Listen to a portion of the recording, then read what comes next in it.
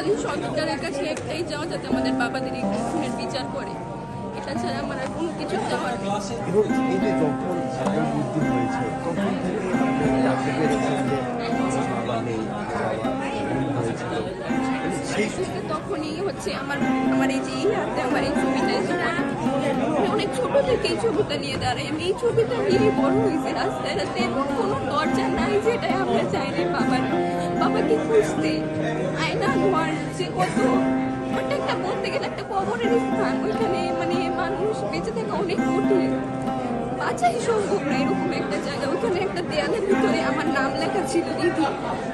আমার মনে হয় এটা আমার বাবাই দিচ্ছে। নিয়তই মানে এই যে কষ্ট কুড়ে কুড়ে খাচ্ছে, মানে থাকে না যে বাবা হারা সন্তান, মানে কতটা কষ্ট হয়। কেউ মানে আমাকে কিভাবে দেখে মিডিয়াতে, তখন আমাকে জিজ্ঞেস করে তোমার বাবা এমন কি পাপ করছিল যে তোমার বাবা কিভাবে গুম করে ফেলছে, এমন কি করেছিল যে শাস্তি হিসেবে এটা তো দল করা তো কোনো অপরাধ না। এখন সবাই এক একটা দল করে, এটার জন্য যেভাবে এরকম জঘন্যতম শাস্তি দেবে এটা তো ঠিক না। এটা শুধু একটা মানুষকে গুম করে নেওয়া, পুরো পরিবারটাকে ধ্বংস করে দিতে হবে। সরকারের কাছে কি চাওয়া, মানে বর্তমান সরকার তারেক রহমান চাচুর কাছে তো আমার একটাই চাওয়া। আমি তাকে এই দেশে আসার আগ থেকে আমি বলে আসছি যে আমি আমার এই খুনের বিচার, যে শুধু আমার বাবা যে খুন করা হয়েছে এটার বিচার না, পৃথিবীতে যত খুন হয়েছে এগুলো সব কিছু বিচার যাতে হয় বাংলাদেশের মাটিতে। এবং এখন পর্যন্ত তারেক রহমানের সঙ্গে আপনার সামনাসামনি কথা হয়েছে কখনো, মানে এরকম কিছু হয়েছে? প্রোগ্রাম হয়েছিল তারেক রহমান চাচু আসার পর, খুব সময় আমি বলেছিলাম, তারেক রহমান চাচু বলছে যে অবশ্যই এই খুনের বিচার করা হবে। এবং উনি কি আশ্বস্ত করেছিলেন? মানে আমাদের এটাই বলেছিলেন নির্বাচনের পর আমাদের আর কোনো ধরনের প্রোগ্রাম হয়নি। কিন্তু আপনি কি মনে করেন যে এই সময় তার সঙ্গে, মানে যেহেতু উনি এখন প্রধানমন্ত্রী, এই সময় আপনাদের সঙ্গে তাদের একটা মিটিং করা দরকার কিনা? মানে আপনারা যারা এই যে অনেকেই আছেন আজকে আমরা এখানে, আমরা চাই যে এখন তো ওনার কাছে আশা করা যায়, কারণ যেহেতু এখন উনি নতুন সরকার হয়েছে, যেমন ডক্টর ইউনূস সরকার যখন আসছিল তখন আমরা তার কাছে অনেক আশাবাদী ছিলাম, কিন্তু এরপর আমরা কোনো ধরনের বিচার পাইনি ওনার ইয়ের ভিতরে। তো এখন আমি তারেক রহমান চাচুর কাছে আশা করি যে উনি আমাদের এই বিচার করবে।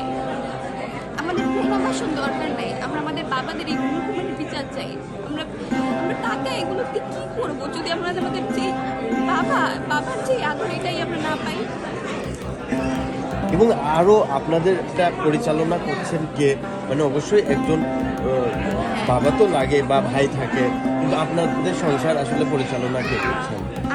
আমার আম্মু এখন তার নিজ বোনের বাসায় থাকে, ওইখানে আমার খালামণির যে হাজবেন্ড উনি আমাদের দেখাশোনা করেন। ওনার বাসায় আমরা থাকি, উনি আমাদের দেখাশোনা করে, সব কিছু উনিই দেন।